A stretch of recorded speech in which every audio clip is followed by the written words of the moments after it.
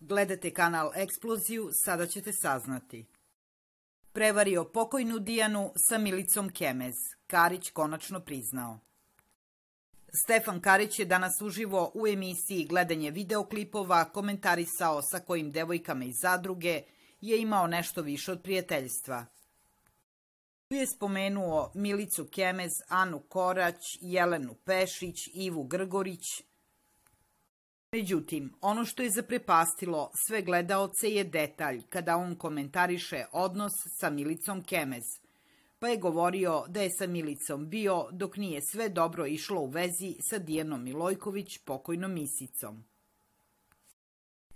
Sa Milicom sam bio, tad sam nešto loše bio sa Dijanom, dopisivali smo se, videli se, eto to, bez veze onako, posle sam se pomirio sa Dijanom i to je to, rekao je Stefan.